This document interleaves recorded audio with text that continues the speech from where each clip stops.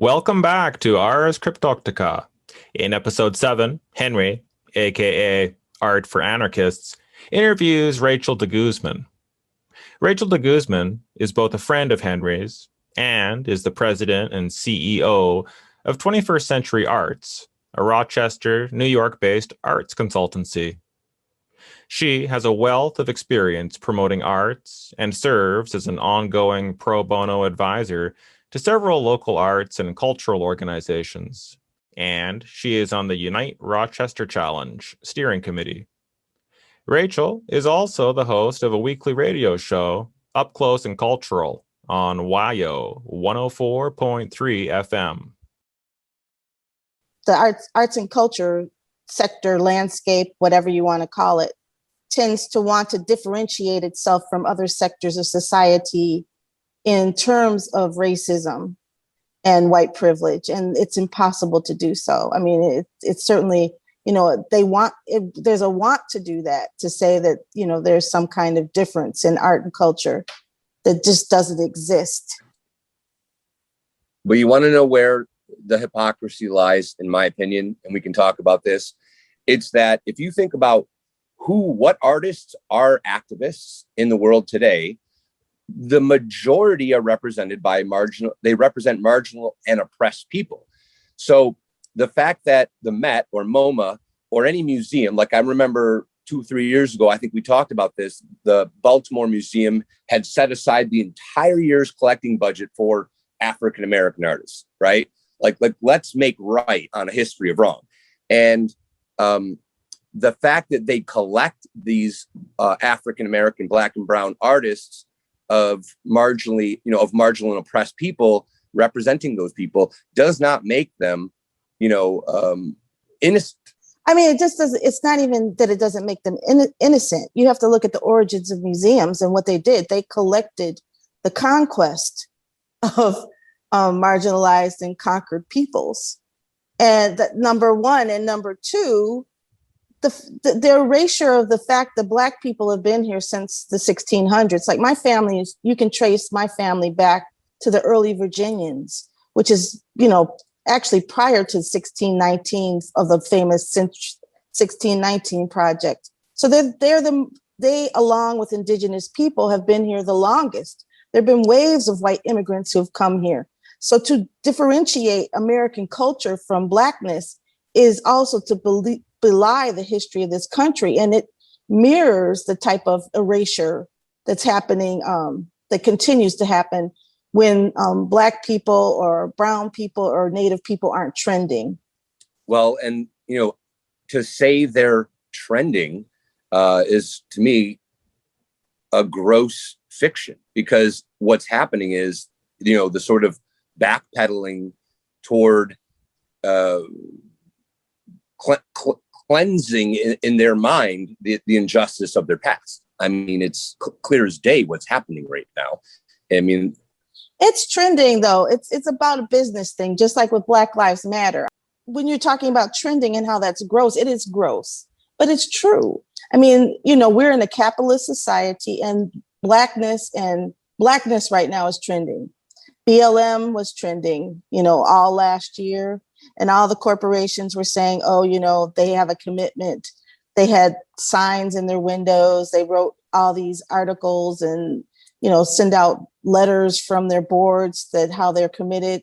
I want to read something to you from Michael Harriot, who is he's an amazing columnist from The Root.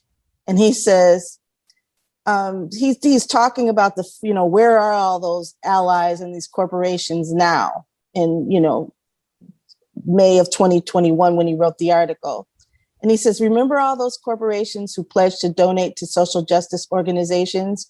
Well, it turns out that the companies employed a very complex loophole called lying like a motherfucker to get out of actually doing what they said they would. And, the pledges that people have made, they haven't happened. And so it was trending at that point. There's been research to show that Black Lives Matter, that it is not as popular as it was last year, that more people don't believe in the movement or are not supportive of police brutality measures, police accountability boards and all of that. And I only mention that to say that the arts are not divorced from all of this. The people who run museums and are gatekeepers are people in our society. And so they're not immune to all of the other ills and gross things like trending Blackness, And so, yeah, they will collect the art of Black people, but they do it through a white lens because they don't have those Black people on their senior staffs. They're not making the selections. How it's being curated is not necessarily through the lens of the artist. And so that's all very problematic. It's kind of like I'm controlled. They can continue to control how much Blackness can be allowed in society. They say, okay, this is enough. Okay, this is when we do it. So, I don't know that that's different. The monetization of Blackness in art is also happening through a predominantly white apparatus, as far as, profitability isn't reaching the communities of the oppressed and marginalized. So even these activistic artists are, despite their greatest intentions in their messaging, that messaging is being absorbed by an institution that does not care for the people that they're speaking out for.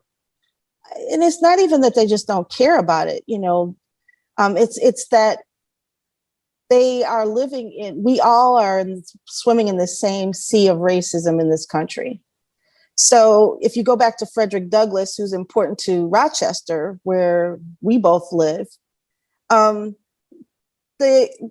Frederick Douglass was fine. People loved him. He was just brilliant until he decided he wanted to start his own newspaper.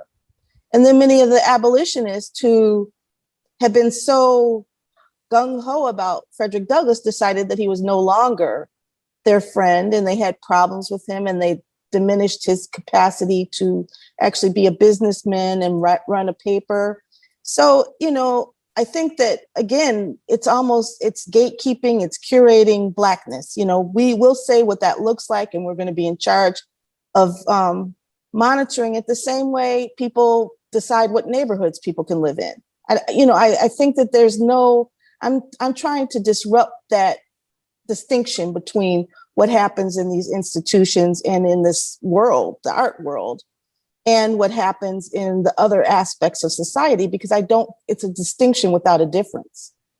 Well, so I want to get to this a little bit later, but I think to touch on your point about Frederick Douglass, that he stepped out of line in the production of his own periodical or paper is a dramatically radical step.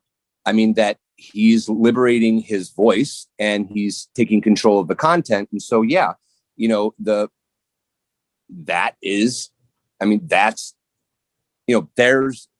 the assassination of Martin Luther King and Malcolm X. And, when the voice of reason becomes the voice of radicalization in the minds of those in power, that's what happens. But I will say that Martin Luther King, we're living in 2021, and Martin Luther King and Malcolm X, even Malcolm X, we do recognize that he was a radical. Martin Luther King was on every hit list in the government when he was around. So, I think we've also kind of made a Hallmark card out of Martin Luther King, not understanding that he was always, we understand him today as, the civil rights hero.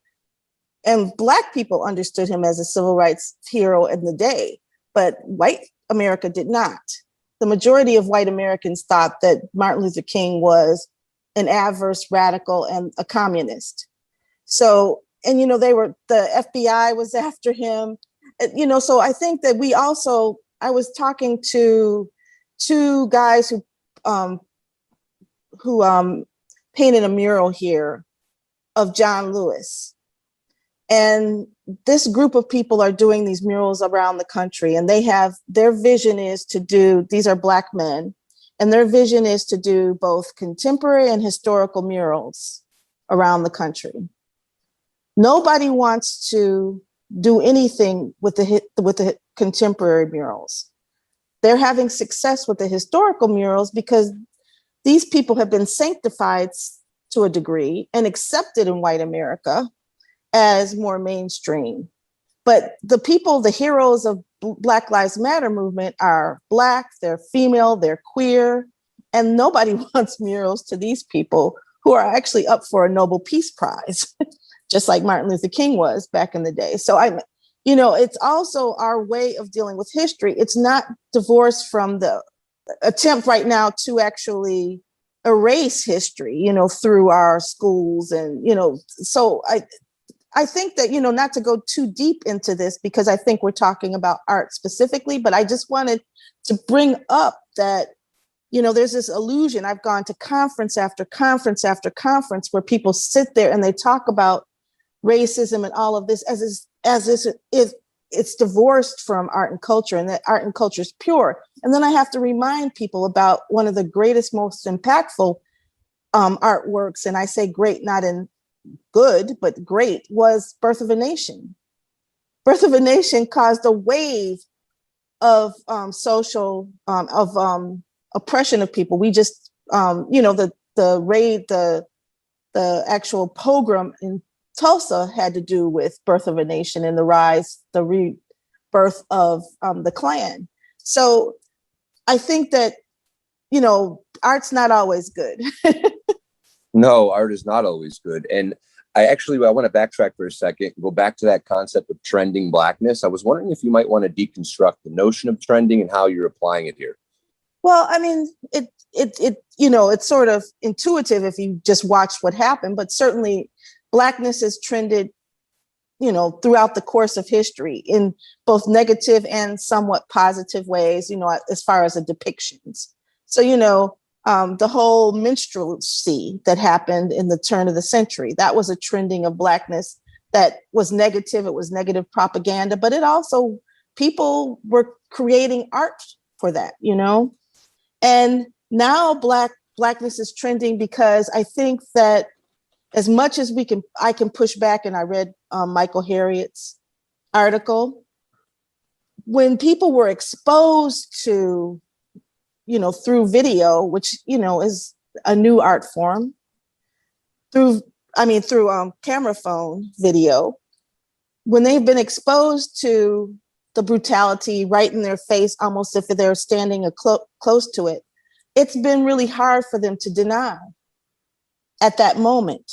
So trending Blackness, everybody, as a Black person who has a lot of white friends and acquaintances, I actually was a person people reached out to. It was very painful because they felt terrible.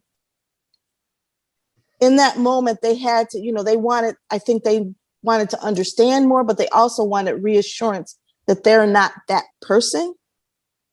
One person even confessed to me that her father was that person, back in the 60s when they had the uprising in 1964 in Rochester. So it was trending, negative or positive. Everything was about Blackness at that time.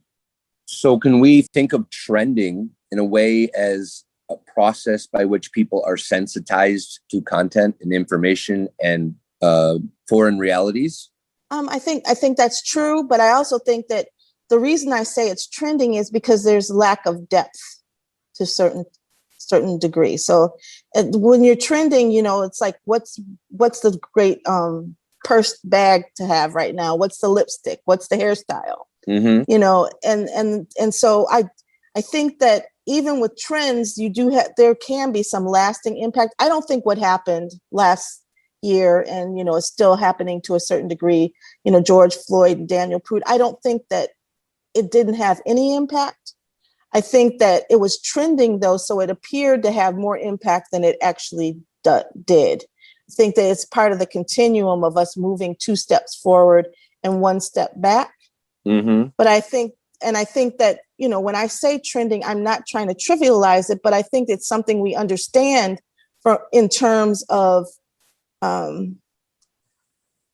capitalism, and just our buying, our consumption. People were consuming more Black art. They were consuming more Black, people in my threads on social media, and I have several platforms, they were consuming more, asking what books should they read and, things like that. I don't know if that's still happening now or if it's lesser. And I suppose it's lesser. Mm. And I think that what you see is waves of trending, and so what the impact will be, there have been people institutions even locally who have stated that Black Lives Matter, they've had more Black programming, but does that change if the oppressed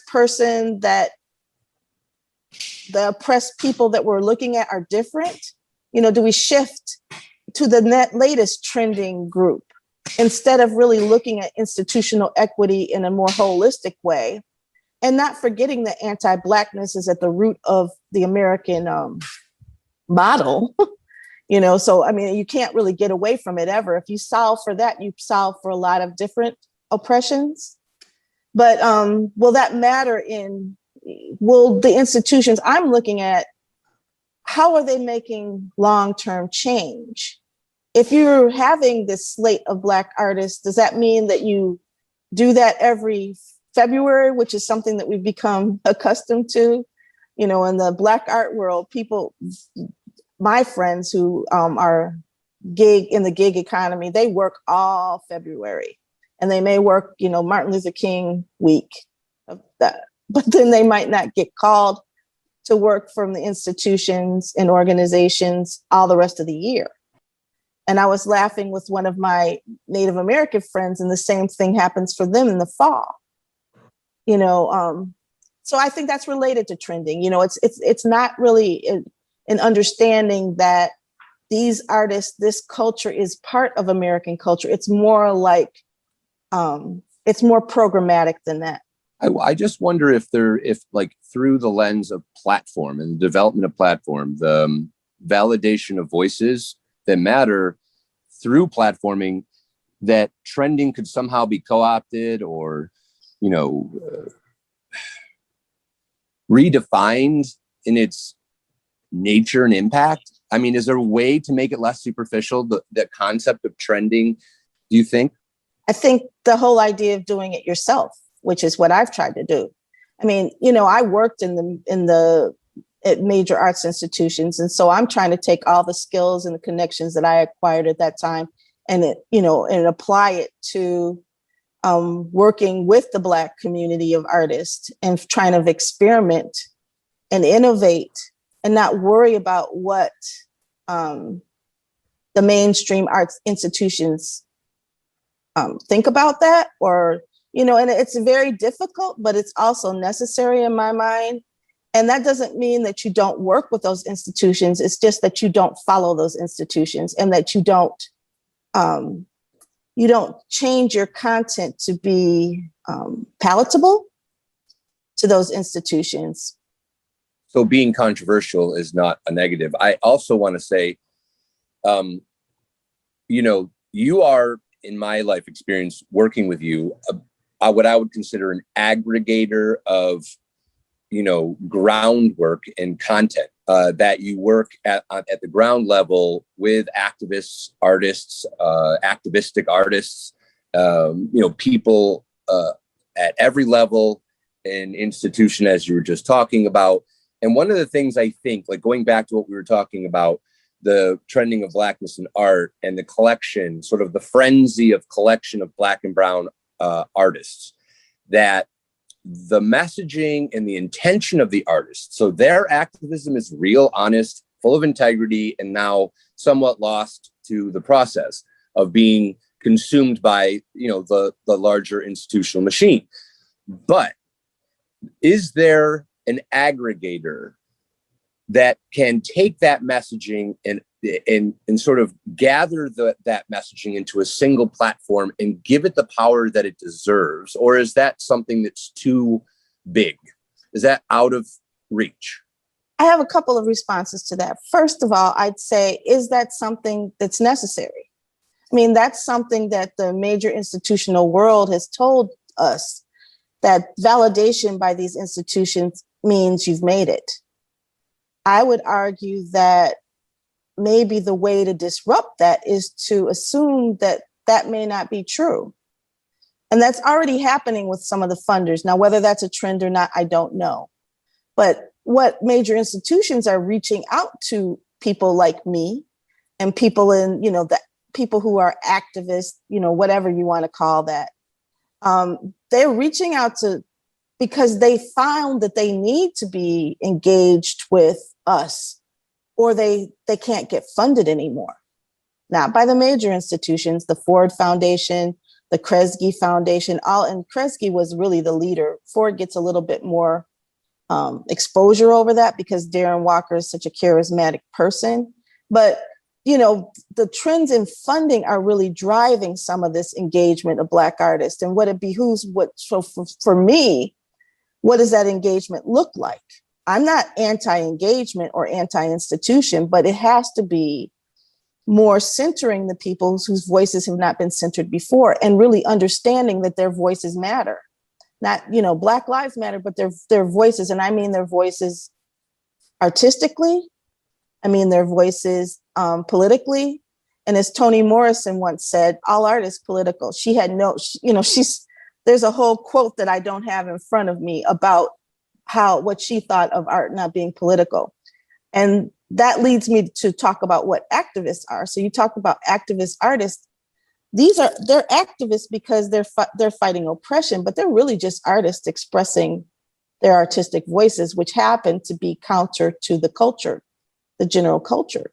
So I don't know that there are any more activists in their work than a white artist who is expressing themselves, but is already has a privilege of being white.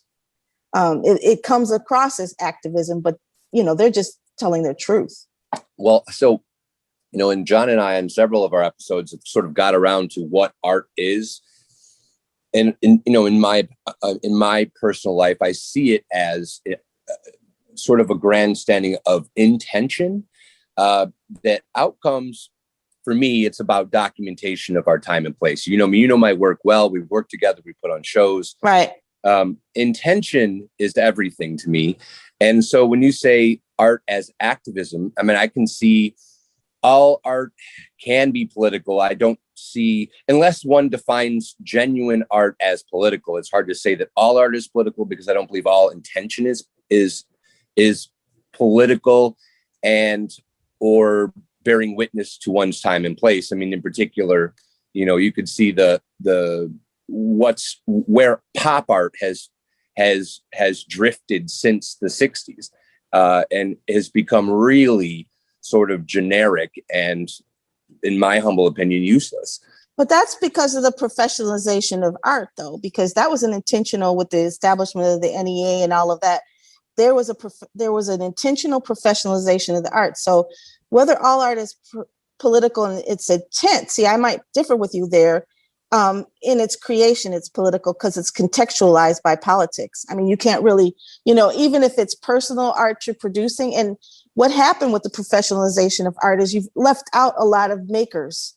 And I want to bring those makers back into the fold of what art is. Bingo. Amen. That is exactly that is perfect, what you just said. Say that again. I don't know if I'll say it exactly what I said. But it's about, whether it's political, the context of politics is people make things. I don't know that they have to be intentional. And in fact, that's where that whole division is, where I really think it's been detrimental to the art world for us to classify art in such a narrow way, because then it seems foreign to everybody's life. People, if you look at the history of art, the origins of art from the beginning of man, creators create. They're going to create. Now, whether or not you're going to value that for $1 million and sell it at Sotheby's is another thing, Yes. But makers, I love the maker movement.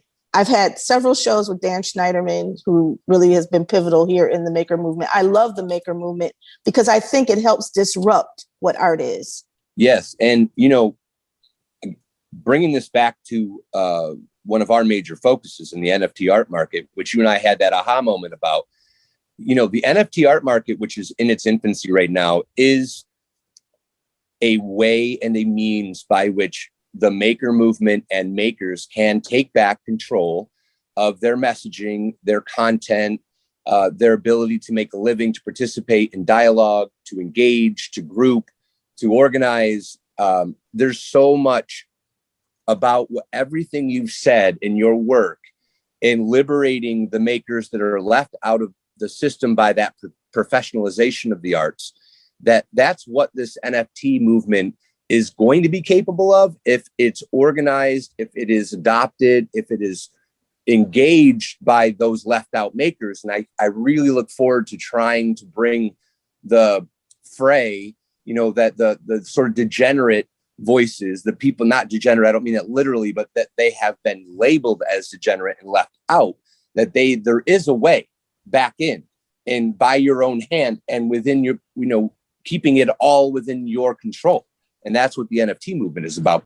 So I want to ask you a question, though, because I am fascinated by it, and I have looked a little bit more into it since we talked. But how do you prevent the NFT movement from becoming really a part of that sea of racism? Because I think that one of the things, and this is not to get real political, one of the pushbacks to one of the major socialist presidential candidates was to equate poverty and some of the issues that everyday white people have with racism, and think that if you solve for the inequities that exist among men, that it will resolve racism, because racism has been very resilient.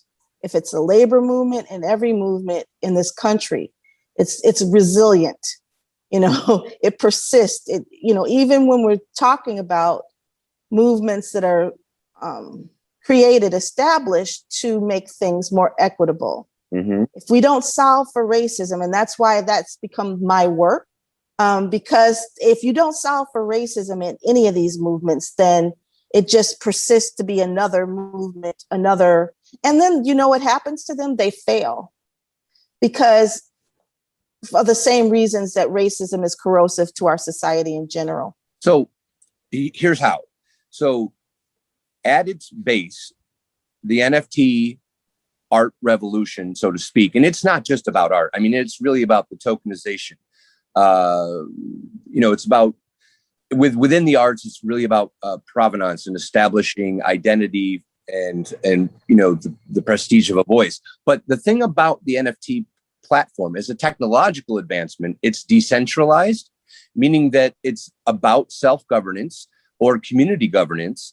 And there is no way, shape, or form for anybody to disrupt a disruptor, meaning that it's in the disruptor's hands to carry out and execute their mission as they see fit. Now, that individual disruptor can gather momentum by gathering additional voices, meaning that anybody could establish an entire pocket or an organizational movement within the NFT platform as a decentralized platform. There is no way to disrupt that movement. Except that algorithms have been proven to be racist, because again, they're created by men.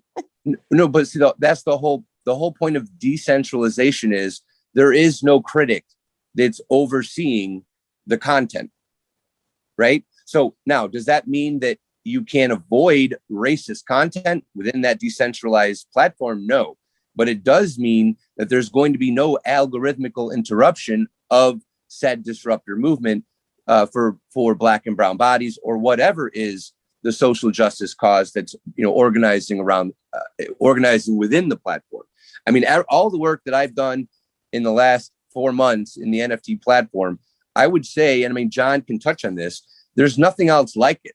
I mean, I'm straightforward, focused on highly political, in some cases controversial, content awareness, and bringing it to bear daily, constantly, without any interruption at all. And it's slowly gathering steam. And I think that's all I want to say is there's a big difference. It may be for the first time in history, there is an opportunity within these decentralized platforms for organizational acuity. I really see it. It's there. I don't think anybody is taking advantage of it yet. But you spoke of intention before, and at least in my experience, and I am experienced and somewhat of an expert, without intentional disruption of racism, it doesn't happen. I mean, I'm hoping I'm wrong about this platform. I don't know enough about it to be able to intelligently comment on whether it will be the exception to the rule, but without intentionality, I mean, it takes extreme intentionality, resources, and action to disrupt racism because it's so embedded in everything.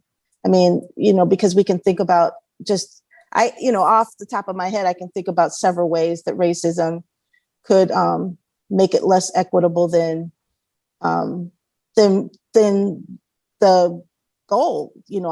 I believe in the goal. I believe that people who have invested in this have the goal, but without intention and action and some expertise, I don't know how they disrupt racism.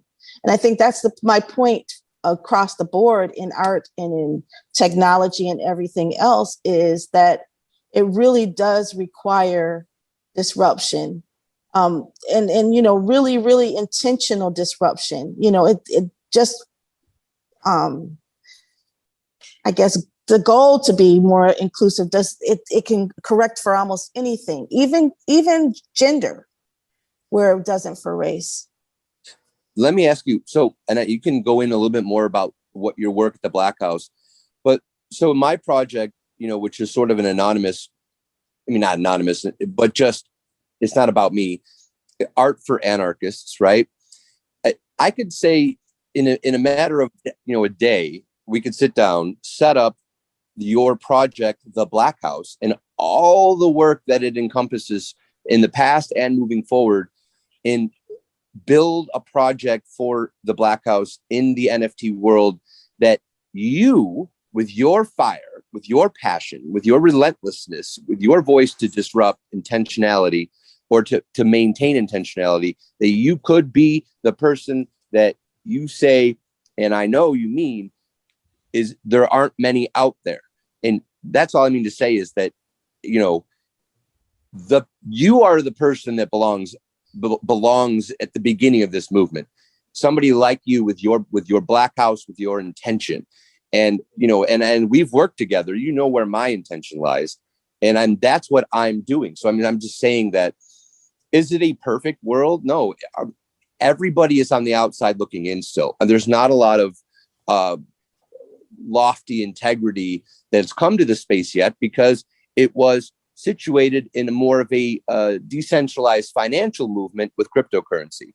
But this is something entirely different, even though it's somewhat embedded with the currencies as forms of payment and transaction. The intellectual and ideological possibilities far exceed, just financial systems. There really is a lot of potential here, and we can talk about this at greater length, off air, next time we see each other. Absolutely. So I will say that, how did I come to the conclusion that I just shared with you, is that I did a fellowship on equity in the arts, and I was very, you talk about 21st Century Arts Inc. and the Black House. I was very focused on solutions and on methods and on, how are you going to do this? The how, the body, the structure. And one of the advisors to the fellowship told me that they thought that, that I had a lot of great ideas, but that I really needed to study social justice movements. And so that's what I did. I started studying, from the grape growers in California. I started studying social justice movements and just trying to see the correct connective thread, where they were successful, what does organizing look like? And so I do follow a more organizational type of collaborative path than I do just, what I did before, which was like, okay, let me call people together and I have all my ideas. Here's the plan. Let's all do this. Sometimes that's successful and sometimes it fails just because of, the weaknesses. There are many strengths and more strengths and weaknesses of collaboration. Some people are more invested than others. And one thing that I've seen when I looked at all of those movements and studied, feminism, and, we've seen that with all the people the white women who voted for Trump. Yeah. And, and just the entrenchment of racism in this country is something that we were founded on racism. Mm-hmm. And so and when I say we, certainly this is, I hope an international podcast, and we are one of the most influential countries in the world. So the racism that we have, that's one of our greatest exports to the rest of the world. How it's shaped, it actually shaped how Hitler set up the Holocaust. He studied the US and how Native Americans and Black people were treated in this country. That was his research. So if we're to move so the focus of my work is what it is because that I believe in equitable society. I believe that anti-Blackness is the most pervasive thing that we have in this country, both from an external standpoint to Black people and then from an internalized racism standpoint. And it permeates everything. So it's going to permeate cryptocurrency too. I mean, and that's the scary, but also when you have something like that and you understand that there's also your potential. And so my objective is not to change all of that as a artivist. My objective is to put a ding. I don't really like Steve Jobs in a lot of ways, but he talked about putting a ding in the universe. Mm-hmm. And I think that if all of us put dings in combating anti-Blackness and racism in this country, then we do move forward. I don't have to solve for everything. I believe in concentric impact too, from the standpoint of, everything corporate is scalability. How can you scale it? I'm not worried about scaling to huge numbers. I'm trying to put my ding in, and I'm hoping and knowing that other people are putting their dings in too. And collectively, I hope that shifts things.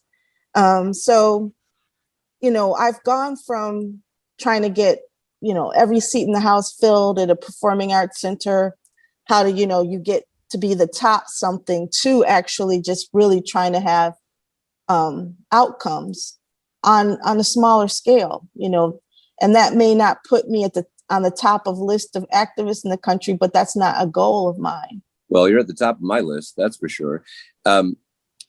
Let's bring this over to the concept of the ally, because that's hugely important to me, to my art project, to our work together in the past and the future. And I think you have some profound understanding of the idea of the white ally, or the non-Black or brown ally to the cause. Okay, I think allyship is critical, and I think it's important for allies to exist. I don't know that in a country like the United States, that unless we have more people understand, in my case, the thing that I'm fighting against, primarily anti-Blackness and this intersectional anti-Blackness with Black women and femme people who identify as femme. I think that it's important for the ally to understand they can't lead in this movement.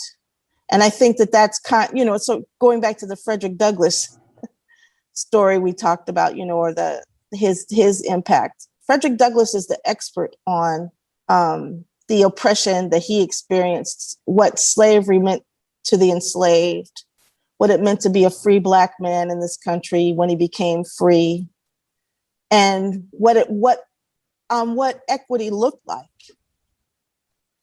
And so the people, he had many, many allies, but the whole they have to understand Frederick Douglass. My experience with white allyship is that and this isn't something that I'm saying alone, is that I don't want to have to carry white fragility. So it's important for white allies to learn, to get to know, to understand, not necessarily through their perspective as someone with the privilege, but to get to understand and to step back sometimes. and not feel like they have to be fighting the fight. With regards to that, maybe touch on a little bit of the difficulty that you and I had going back to the Baltimore riots with trying to find our way with the What WTF America collection. And because I just remember a lot of pushback for you and how we've tried to navigate those waters. And I think that would be interesting to touch on. I think one of the reasons why we're still friends and colleagues is that we've been able to have honest conversations about that. Because I think that, there are a lot of things. I think that what white Americans need to understand, and white Americans specifically in this case need to understand, is we're more expert on whiteness than white people are on Blackness. So, because everything normative in this country is white. And so we've had to be educated in whiteness along with white people. But there's nothing that really, first of all, it's been sanitized or erased. Blackness has been erased, or it's been demonized. What does a Black man in a hoodie look, what does he mean to the United States? One of the shifts that I think is very provocative, but I want to state, and we've had the conversation about this before, in my DNA, I'm mostly white, but that's not through Black men raping white women, which has been this whole boogeyman. The Black man's dangerous to the white woman. It's through white men raping Black women historically in this country. The average Black person in this country is 23% European, and it happened by white men raping Black women. But we flipped the switch, and Black men are a danger to white women. I'm not saying that there aren't Black rapists. I'm not trying to say that. I'm just using that as a illustration of how there's a different understanding of what's happened in this country. And a lot of it that's mainstream is not factual.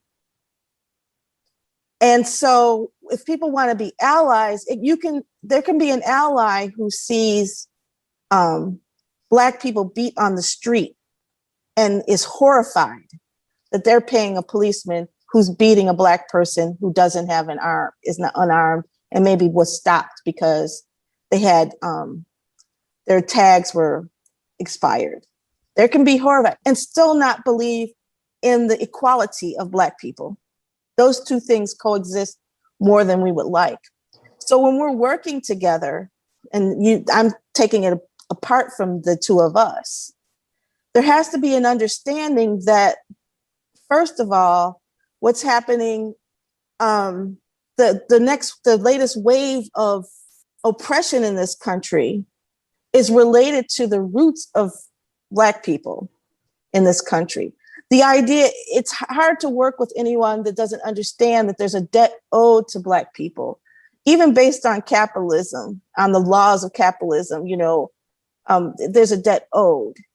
So, it's just a matter of really being able to let Black people inform things. So why we had conflict and with people pushing back is because our story has been told by white people artistically and, literally, in literature. It's been told by white people through their lenses forever.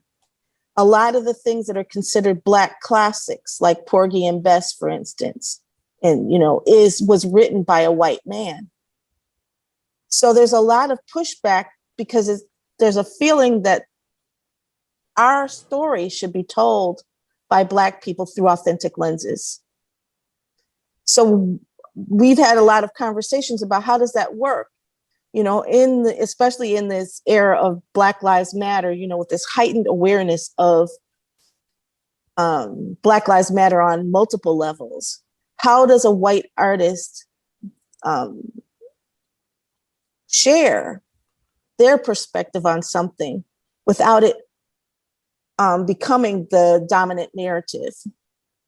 And so that's, I think, a tension that white artists who do feel compelled and do have a voice in you know, about anti-Blackness, and, you know, and I'm speaking specifically of anti-Blackness, but it could be anti-Native, it could be the immigrants being caged at the border, it could be what's happening in Palestine, you know, it could be many things. What is their role? How does a white artist, especially, you know, collaborating with a Black creator, how do you tell that story of their outrage, their whatever it is, their voice, without it becoming the dominant narrative? Because that is the norm in this country. You know, so many Black people a Black person creates a dance.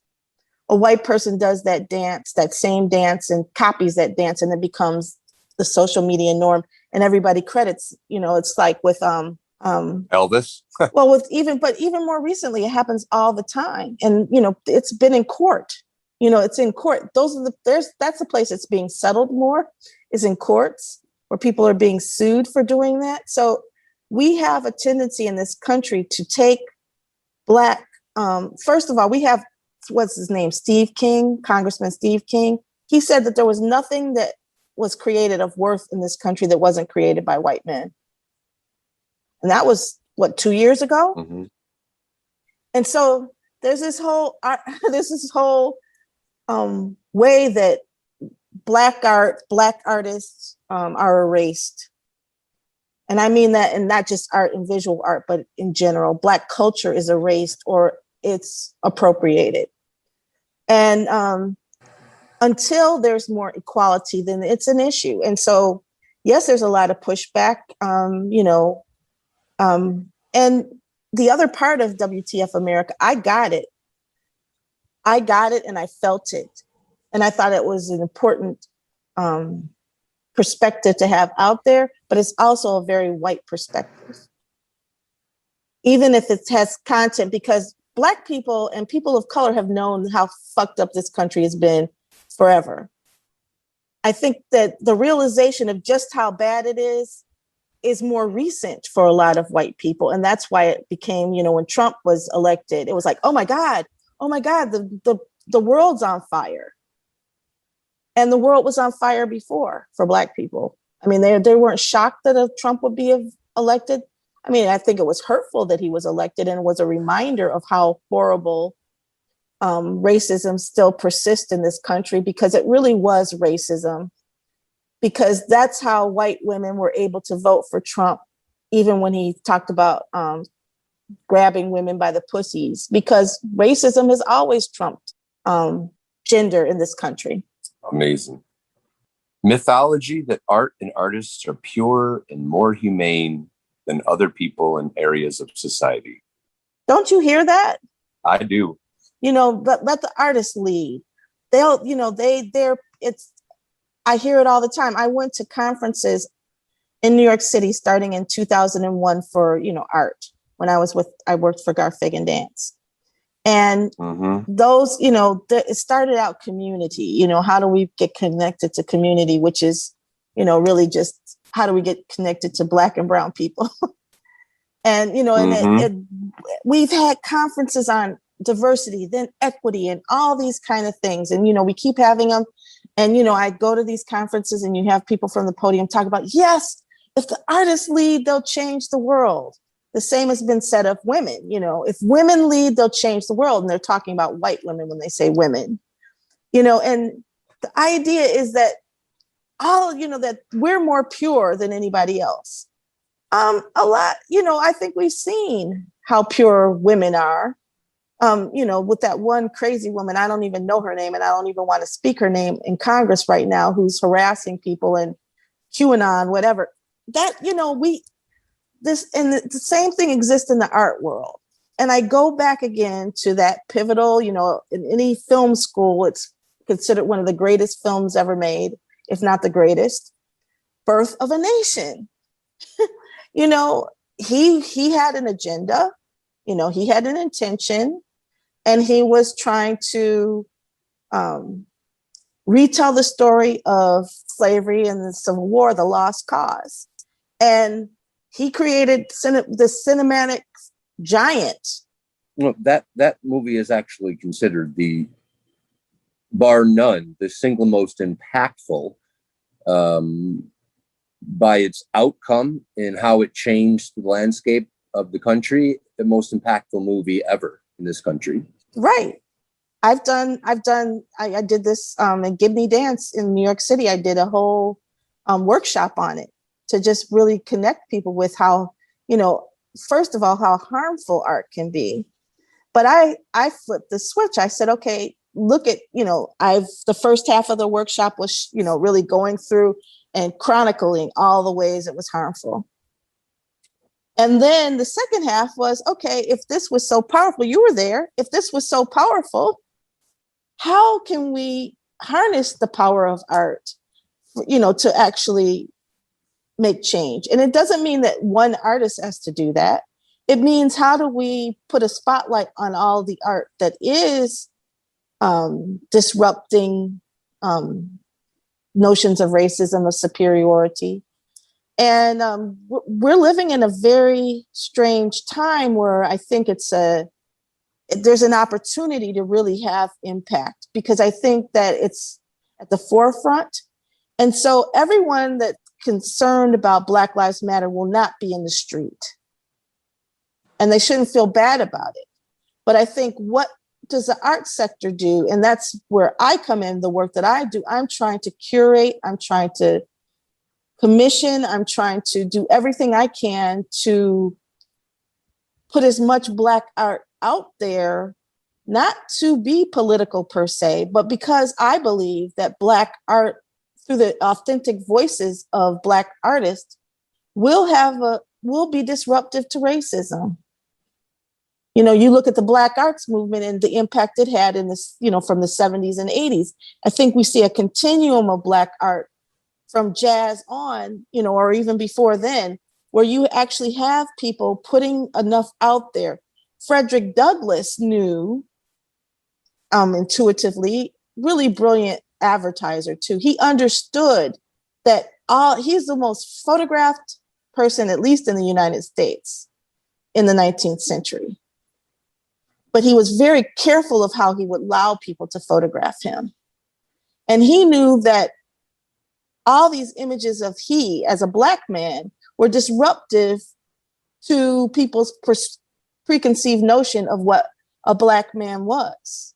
Now, did it cure racism? No, but I think there's an opportunity now where we have the voting laws changing to not necessarily be directly responsive in artistic work to that, but to put enough Black art out there, which is a narrative about Blackness that counteracts or is disruptive to the political actions that are happening throughout this country, because they're really very dire.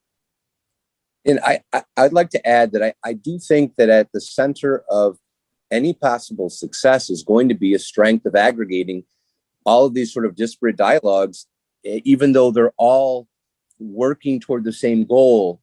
Again, I feel like even if we talk about Blackness trending, I feel like the relevancy of individual voices, too often they're like strength in numbers, like the organizational level of bringing all of these voices together. Like you're doing it, like say there's a micro and a macro lens, like you're doing it at the ground level here in Rochester through the Black House. You're getting that message out of Rochester through your webinars, or not webinars, but you know what I mean? The live streams. Yeah. Yes. That's where I think we can be more effective.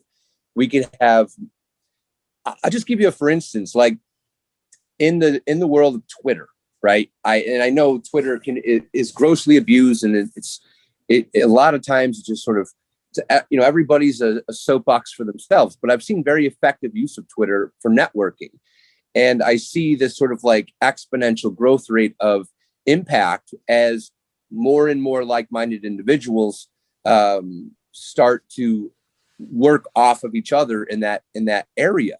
And that, that's something that I think we could look at together between the Black House and Art for Anarchists, and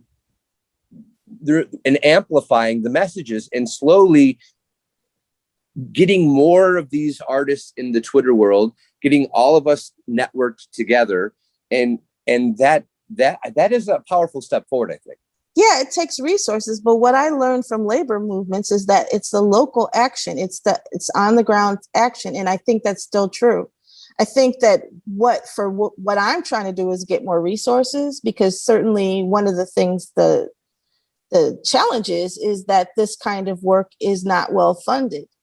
And, I need someone. For me, I'm producing enough content. I need the resources to hire someone to actually amplify it and not be the person to do all of that. And that's one of the disadvantages is working at a grassroots level, even though it has its own power, because it's really connected to the people, the actual people who are creating the work. I think I wouldn't supplant that for anything. It's just, I don't know that we've solved the way to get more resources that are I think that was what Michael Harriot was talking about. There was a lot of talk about, and I think a lot of people gave a lot of money, like on the internet at first. They were just, if you were Black and you had a mission on something, people were funding things like crazy for a while. And my concern was always that it was something that was trending. Like, I feel good now. I gave $1,000 out to 3 organizations that are Black. Oh, I feel good now because I bought a book, and I bought a couple books because I asked some people and so that really made some Black authors, have very successful books. But to continue to be able to navigate, I used to do this as a living, and it was very successful. So I have some understanding of how to message and to, tell the story, but you really need a person dedicated to doing that, or a people dedicated to doing that. And from a professional level, not necessarily an intern level, who doesn't understand that every post you make builds on a narrative. You're building a narrative. I would like to visit this offline in a conversation, but there is a way, and that's kind of what I was getting at earlier about the monetization of your mission, that the NFT as a vehicle for monetizing the Black House and all of its content is a literal possibility. It's literally there for the taking. And getting into this sort of decentralized engine for progress, and making it a decentralized engine for progress, is there for you. And you do have an extremely fantastic amount of content that could be monetized. And ultimately, it's about building that network of support around the monetization of the Black House, around the monetization of the mission. And it can be done. Right. As long as, I think my concern always is that the mission is the mission, and that content's not being created to make it sexier to people who might invest in it. You know what I mean? My concern is too, is who are those people? And I confess I don't know who they would be on NFT. I don't even know that. I'm beginning to know better who they are. I've raised millions of dollars for organizations over the years, but that was for the mission of a ballet, or it was of a dance company, or of a performing arts institution. How do you monetize? Where are and especially in Rochester, I read, and of course the grass is always greener on the other, at the other place, but I read all these places like, where they have institutions that are investing vast amounts of money in the type of work I do. But you can't, I guess back to the purpose, one of the things we were talking about, you can't do this because you have to kind of be counterintuitive to the supply and demand, Mm-hmm. The whole traditional supply and demand. You're creating something that might not be in big demand, and that's that it has to be at the core of what you do, or it will have no authenticity. Mm-hmm. And it may have demand, and your demand is with people who don't necessarily have the financial means to support it. So you have to find support within the mainstream, Mm-hmm. because people are disenfranchised that you're working with. but then be true to your demand has to be of the work that you do within the community of Black people. Like, I will not be successful if I get a whole lot of money from white people, but what I'm doing is not relevant and having outcomes for Black people. And that's a tricky thing to navigate. In spheres that aren't education or healthcare, people understand that. Yes. Well, like I said, I have a much more inspiring conversation to have with you about what I'm talking about. And we will have that conversation soon over a cup of coffee. Sounds great. And I wanted to ask you about, you have a couple of notions that I know are kind of tenets for you, which is change requires activism and action, disruption and reconstruction, and transformation is disruptive. Like, tell me about these tenets and how they influence your work. So yeah, change requires activism and action. I think we've talked a little bit about that. But see, activism is, they have to, in action, they're overlaid, but they're not necessarily the same thing. You could be an activist, but then I think that there are intentional actions that you have to take to move things forward. So for instance, 2016, and you know this because we were working together at the time, I declared, or it was 2017, I declared to the entire art world here in Rochester that our arts and culture landscape was racist. That's not a radical thing to say, I guess, today, but it was pretty radical to say at the time. Definitely was in 2017. Right. And, of course, now people are more like where I was then. But, and even some Black institutions and people thought I had gone too far. But that declaration had to be made because we had to have a baseline for the conversation. It had to start in honesty. We tiptoed around why these things are, and it's always like, okay, let's put more Black people through the pipeline, I guess, of training and all this kind of stuff, which is just ridiculous. There are people that are trained and are doing great work. They're outside of the mainstream, so they're invisible. Then the whole idea of disruption and reconstruction, and I put that there because I really want to understand what anarchy means more to you, because I think, for me, I am all for disrupting structures and, breaking things apart to a certain degree. Mm-hmm. But I see people do that, and then they have no plan to put them back together. And so to me, you can't just, it's like busting up a family. Someone's cheating and not really figuring out, okay, what's going to happen to that family tomorrow? Right. And so to me,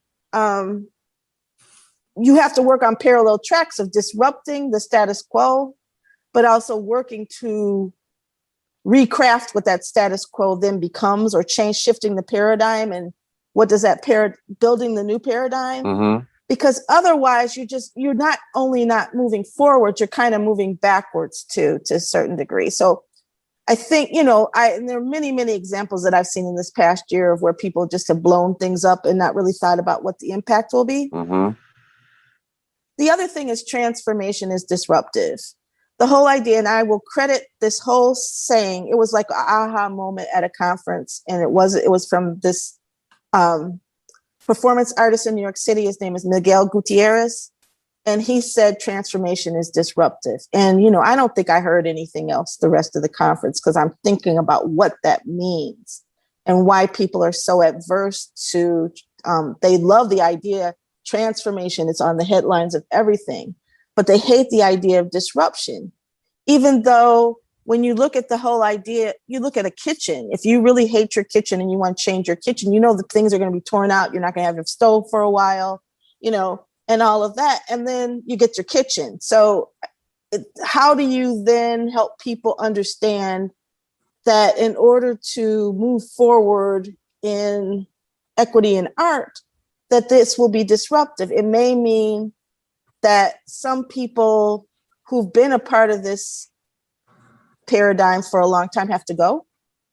It may mean that people that don't embrace equity and have exclusionary practices have to go. And it may mean that someone doesn't get a promotion because someone else is brought into, I mean, it could mean a lot of different things, you know? It may mean that you just have to raise more money and you don't get rid of everybody, you bring more people in. And then Reconstruction requires centering those who've been left out. And that has to be critical because these are the voices that haven't been at the table.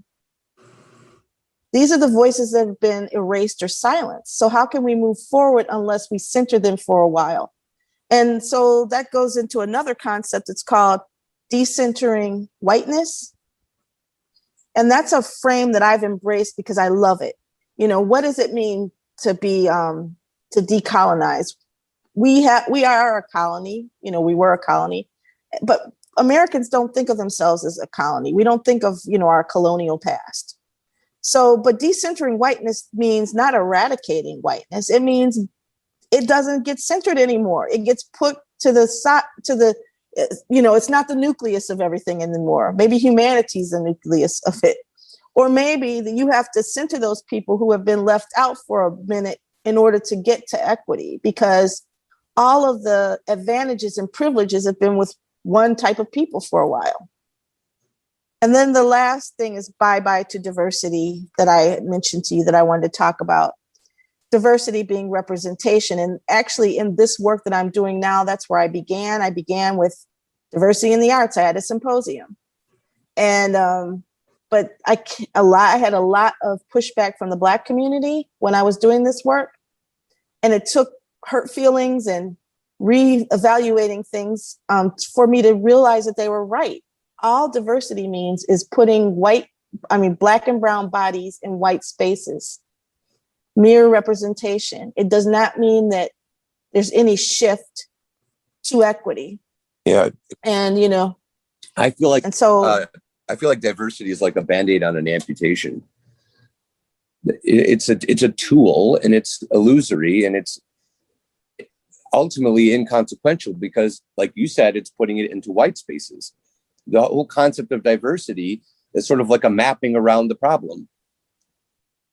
You're right. And, you know, it's even more than that. What it is it's, and you said the right thing, this whole Band-Aid, it is a tourniquet to maintain racism. How do you maintain race? Just like the laws that change or, you know, people's policies, all these changes that we've seen throughout history have been done to maintain whiteness as a superiority. Enough is done so that, you know, anarchy isn't created. Enough is done to put the Band-Aid on to, you know, okay, we'll put somebody in jail, or we'll convict somebody, or we'll let people sit at a lunch counter, or we'll do all these things. And then we can still maintain a society, and it's really apartheid. You know, and in Rochester, it's apartheid. You know, you have a Black person walk in the wrong neighborhood and they are going to be harassed by the police. And I mean, not somebody like me. I'm privileged too to be able to navigate many spaces. But the average Black person in Rochester feels it. And I will say that there was a really horrendous thing. I knew a person, and I won't say her name, but during when people first found out about Daniel Prude, some of the restaurants had opened downtown, like on Alexander. And she put out a photo that was broadcast all over the world because a couple of Black people ran through, they were grieving for Daniel Prude, and knocked some dishes off the table, you know, and just, she said, terrified people.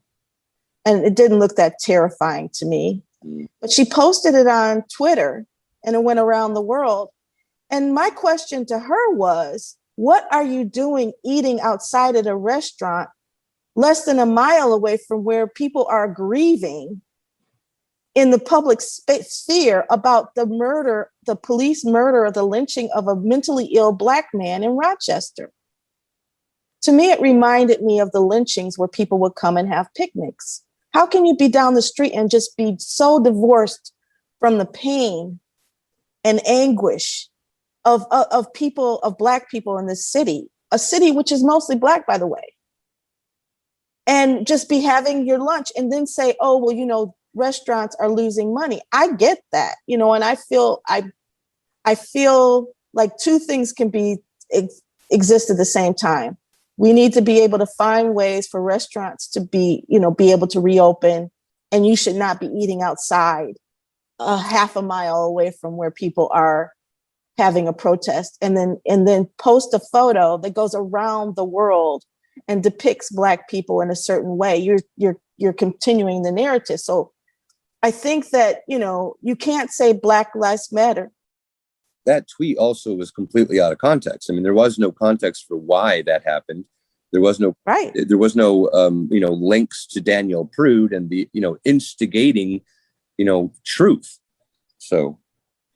And she cried crocodile tears. She was mad at me. I don't really care. I've known her a long time, but she cried crocodile tears that she didn't understand and all this kind of stuff. But, but that's the problem. The problem is she has no context of what it means to be Black.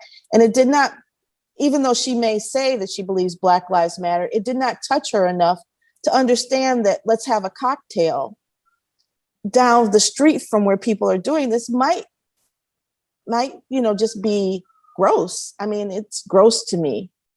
And she exposed herself, in my opinion, to that whole Karen type of thing, Mm-hmm. And that's where the difficulty comes, because she is generally perceived as a liberal person.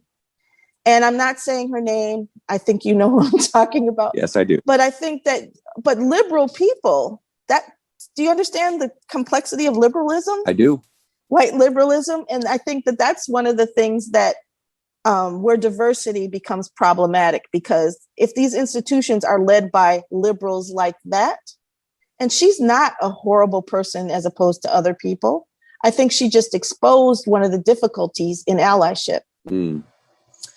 Well, listen, Rachel, I would like to sort of move toward closing remarks here, because I know John, our producer, is in Japan, and I think it's probably around 1 o'clock there right now in the morning. Thank you, John. Yeah, no problem. It's quarter to 12, but I'm doing okay. Oh, you got another hour then, John? No. Okay.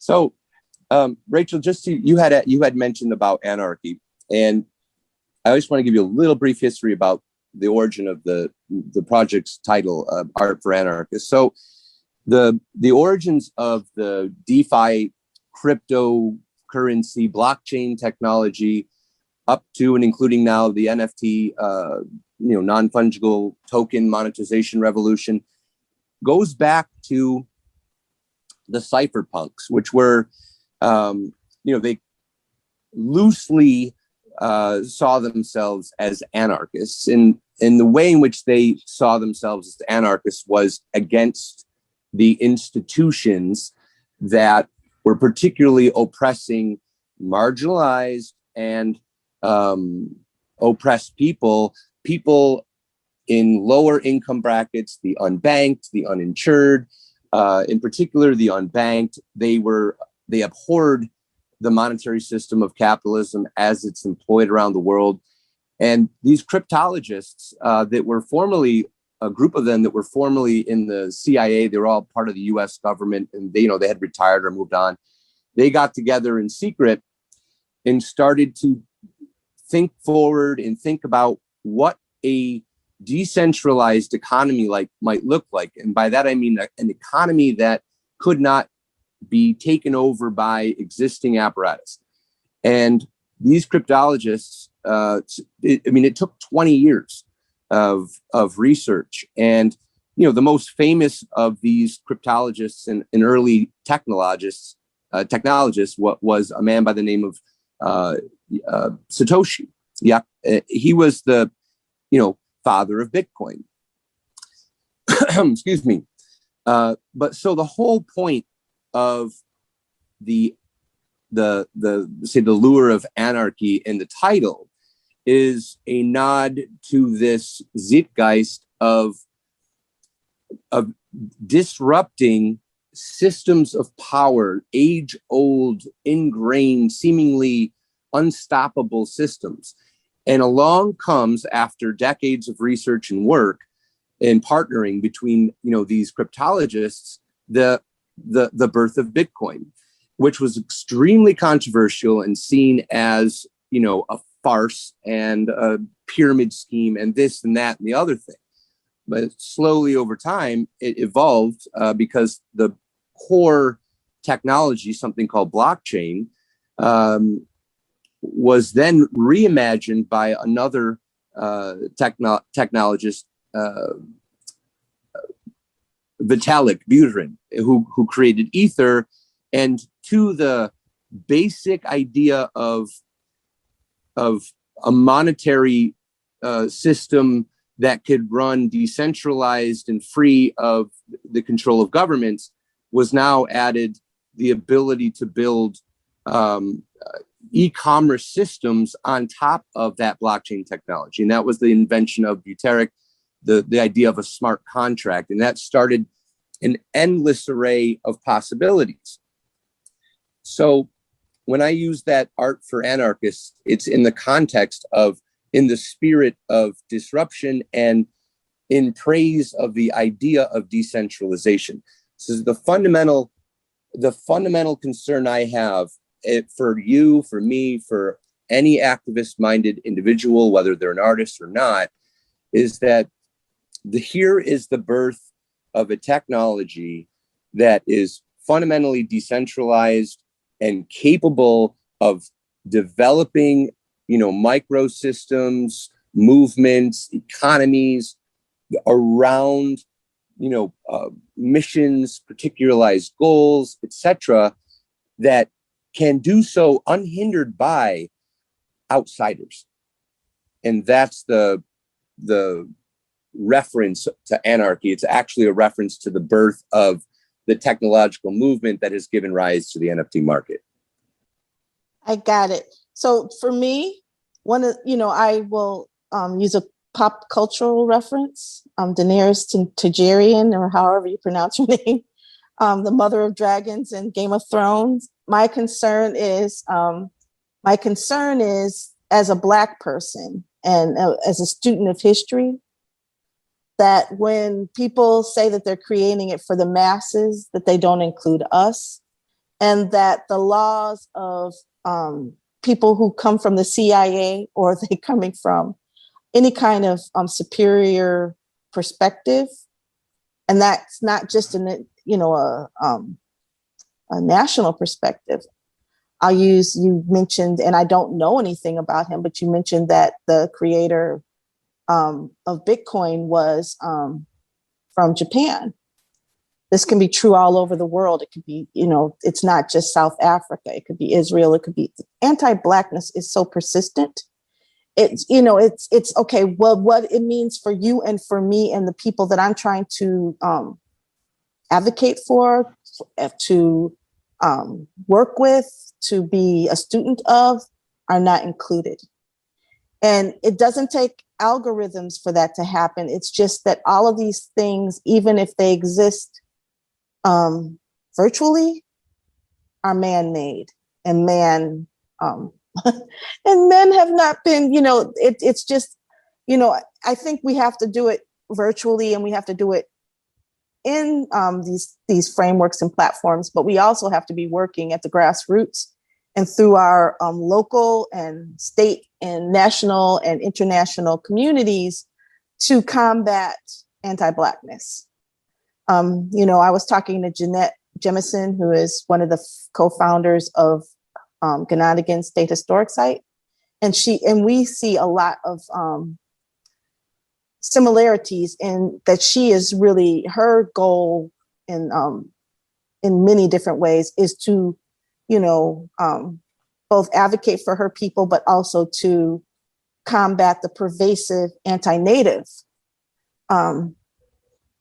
forces that exist within most of the systems in the world. So, it can be Native Australian, it could be Native, American, these are just persistent, pervasive forces. And so, I guess I kind of embrace things and learn more about them, but with one eye open. Keep that eye open. We'll talk.